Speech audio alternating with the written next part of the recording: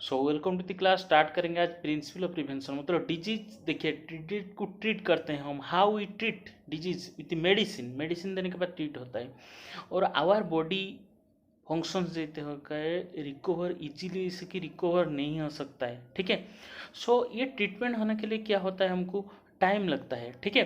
सो उसके लिए हमको क्या होता है, डेली एक्टिविटीज को, जैसे कि हम काम करते हैं, डेली वर्क है। Okay. So it hamper. So because हमें डिजीज हुआ तो मेडिसिन लिए, फिर सही होने के लिए कुछ टाइम लगता है। लेकिन उससे पहले, और जैसे कि इन्फेक्शियस डिजीज है, वन पर्सन से दूसरे ट्रांसफर हो जाता है।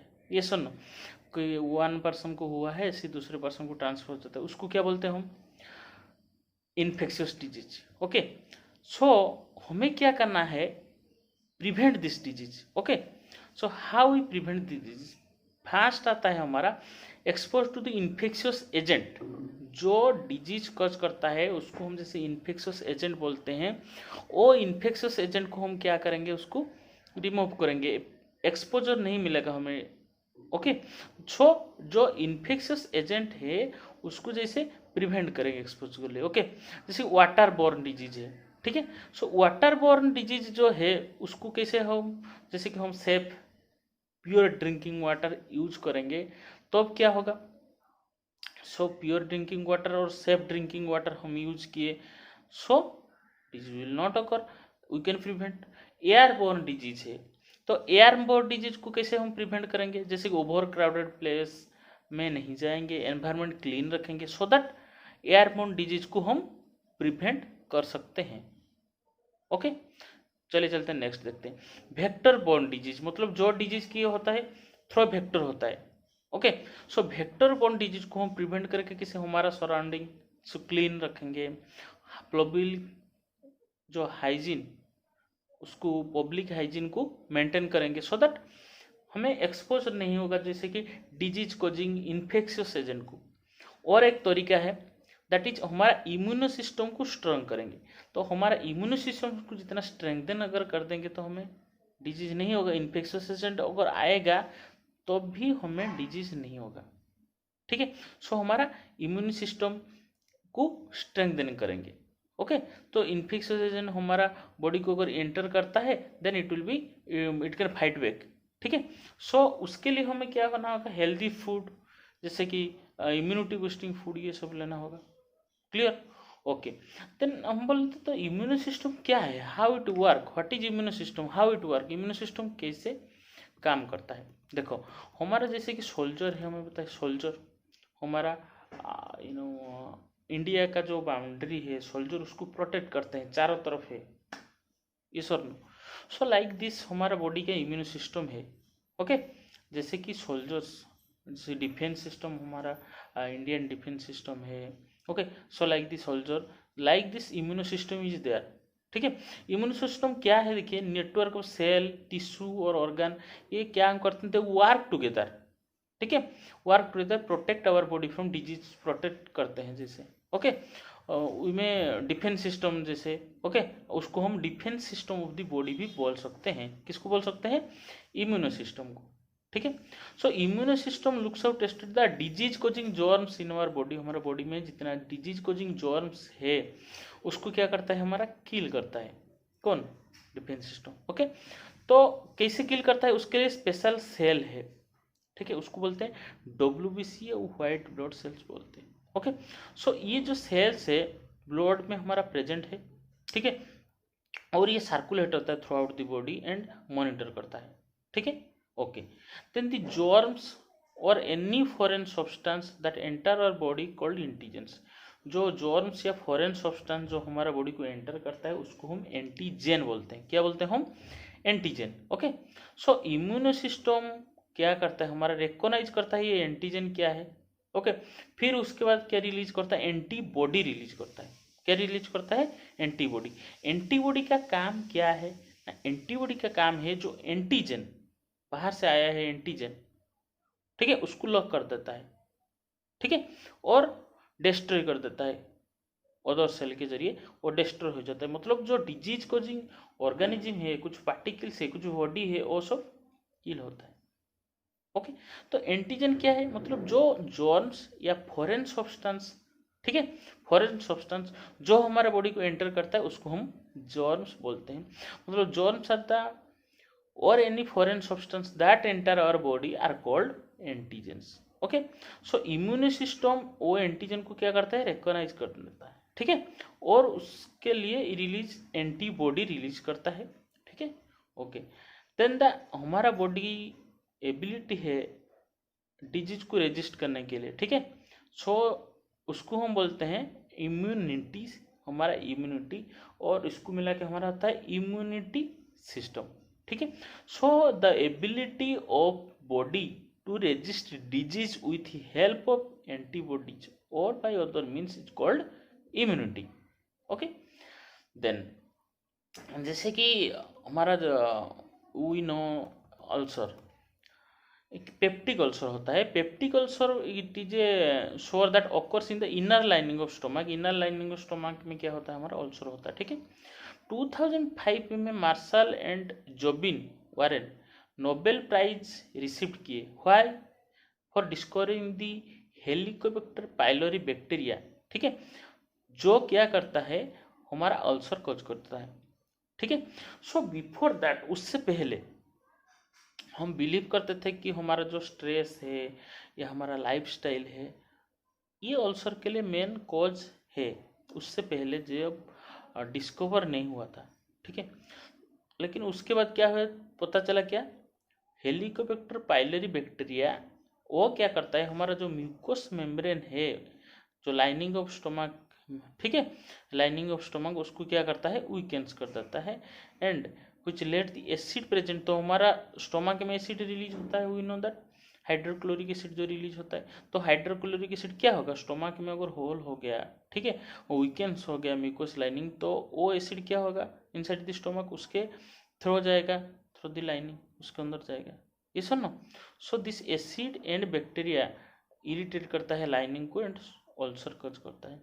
ओके, एक हम हाउ इम्यूनो सिस्टम तो हम स्ट्रॉन्ग करेंगे, कि इम्यूनो सिस्टम अगर स्ट्रॉन्ग करते हैं तो अभी हमें डिजीज नहीं होगा, ठीक है। तो हमारे इम्यूनो सिस्टम कैसे स्ट्रेंथन करेंगे, हाउ इम्यूनो सिस्टम को हम कैसे स्ट्रेंथन करते हैं। एक मेथड है, जैसे कि डिजीज प्रिवेंट करने के लिए जो स्पेसिफिक मेथड है इम्यूनो सिस्टम को स्ट्रेंथन करने के लिए डिजीज, उसको बोलते हैं हम वैक्सीनेशन।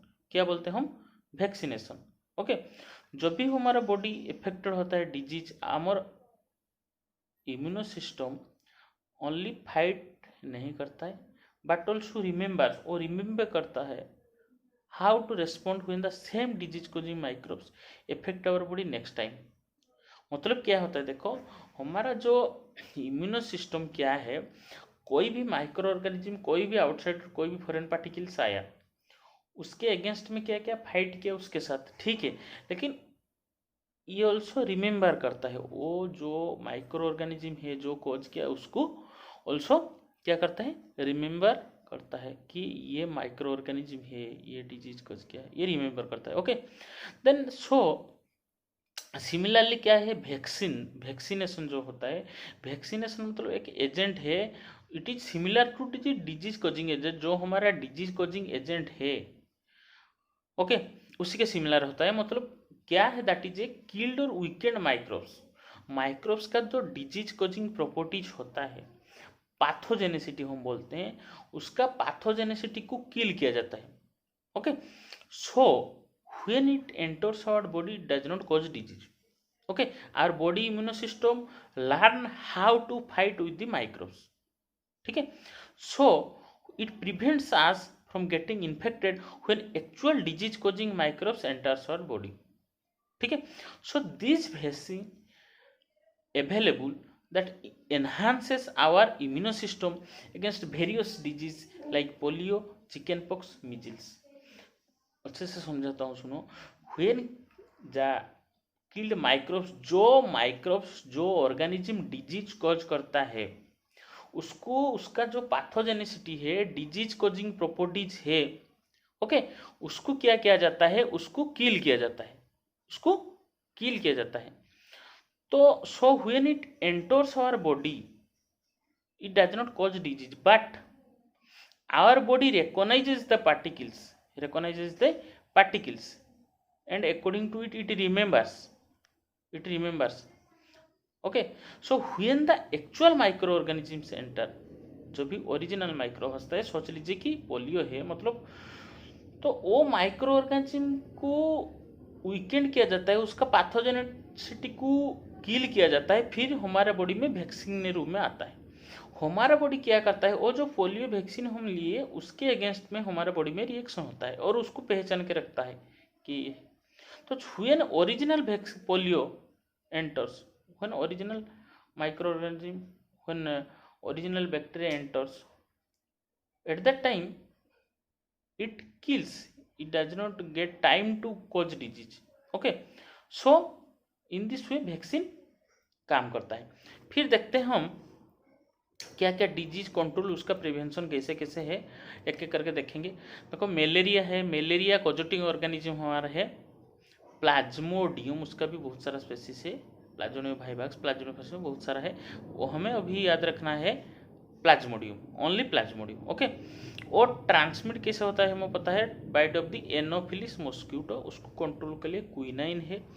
प्रिवेंट करेंगे कैसे, हमें नहीं होगा, उसके लिए क्या है प्रिवेंशन के लिए, हमारा contact between the anopheles, female anopheles and the human being. Okay, and eliminating the anopheles mosquito.